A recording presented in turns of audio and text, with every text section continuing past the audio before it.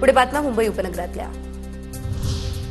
मध्य रेल्वेवर आज आणि उद्या मध्यरात्री विशेष वाहतूक आणि वीजपुरवठा ब्लॉक शिव रेल्वे स्थानकाजवळच्या उड्डाणपुलाच्या तुळ्या उभारण्याचं काम होणार।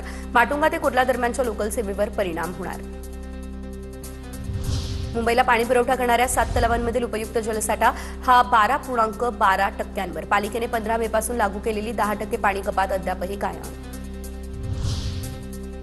मुंबईमध्ये पावसाळ्यात पूरस्थिती रोखण्यासाठी लोहमार्गांच्या उंचीमध्ये वाढ। माटुंगा ते दादर रेल्वे स्थानकादरम्यान उपाययोजना। रेल्वे मार्गावरती पाणी साचण्याचे प्रकार नियंत्रणात येतील असा प्रशासनाला विश्वास। मुंबईमधील महाविद्यालयीन विद्यार्थ्यांना मेट्रो 3चा दिलासा। मासिक पासवरती तिकीट दरात 25% सवलत। मेट्रो कनेक्ट 3 ॲप आणि एनसीएमसी कार्डधारकांना लाभ मिळणार। मीरा भाईंदरमध्ये पोलिसांची सी क्वीन बारवर कारवाईमध्ये बारमधील 12 तरुणींची सुटका। व्यवस्थापक कॅशवरसह 12 कर्मचाऱ्यांना अटक। महत्त्वाचे पुरावे देखील जप्त। पुढील तपासाला वेग।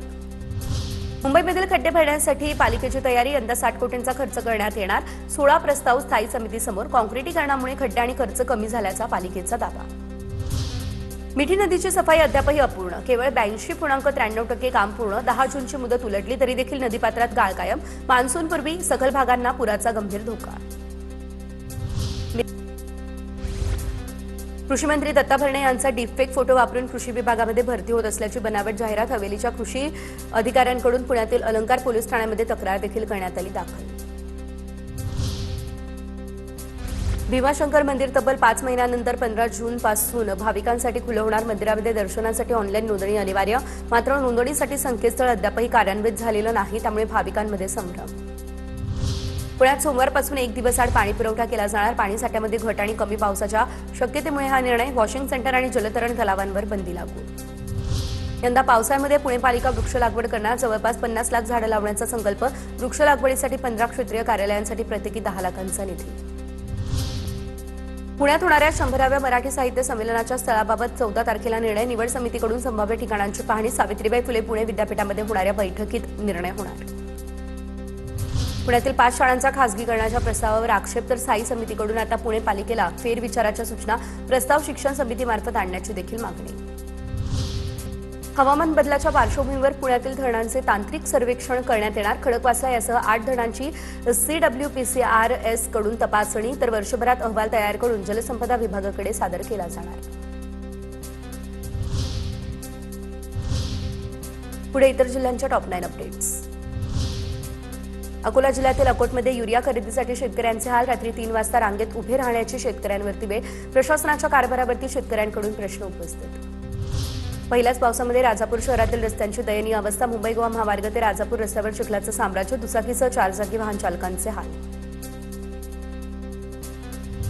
कोल्हापूरच्या महालक्ष्मी मंदिरावर सोन्याचा कळस। गोव्याचे माजी मुख्यमंत्री प्रतापसिंह राणे यांच्याकडून कळस भेट। 13 फूट उंचीचा आणि 1.5 किलो सोन्याचा वजनाचा कळस मंदिरावर बसवला।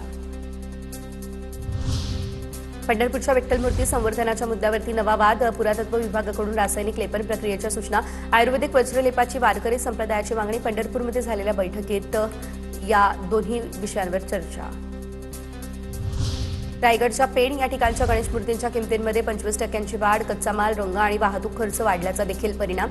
गणेशोत्सवापूर्वी भाववाढीने भाविकांच्या खिशाला फटका। बीडच्या माजलगावमध्ये 3 जणांकडून पेट्रोल पंपावरील कर्मचाऱ्याला मारहाण। दुचाकी दुसऱ्या बाजूने घ्यायला सांगितली, त्यामुळे कर्मचाऱ्याला जबर मारहाण करण्यात आली। 3 आरोपींविरोधात गुन्हा देखील करण्यात आला दाखल।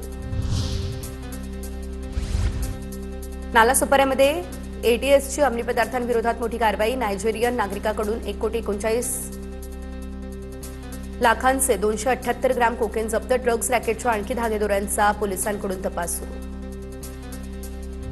कल्याण पूर्वमधील गोळीबार प्रकरण। पोलिसांकडून 2 स्वतंत्र गुन्हे दाखल करत 8 आरोपींना बेड्या। न्यायालयानं आरोपींना एका गुन्ह्यामध्ये 14 जूनपर्यंत तर दुसऱ्या गुन्ह्यामध्ये 15 जूनपर्यंत पोलीस कोठडी सुनावली। अमरनाथमध्ये भर रस्त्यात महिलेच्या गळ्यातील 40,000ची सोन्याची चैन लंपास। दुचाकीवरून आलेल्या 2 अज्ञात चोरट्यांनी सोन्याची चैन हिसकावली। घटना CCTV कॅमेऱ्यामध्ये कैद। पुढे इतर शहरांमधल्या टॉप 9 अपडेट्स। नाशिक जिल्ह्यामध्ये 16 ते 18 आणि 22 तारखेला मद्यविक्री बंद। विधान परिषद निवडणुकीच्या पार्श्वभूमीवर निर्णय। मद्यविक्री दुकानं बंद ठेवण्याचे जिल्हाधिकाऱ्यांनी दिले आदेश। रत्नागिरीच्या लांजा शहरातील रखडलेल्या मुंबई गोवा महामार्गाच्या सर्व्हिस रोडचं काम अखेर सुरू। डांबरीकरणाच्या कामाला सुरुवात झाली। आमदार किरण सामंत यांच्या सूचनेनंतर या कामाला सुरुवात।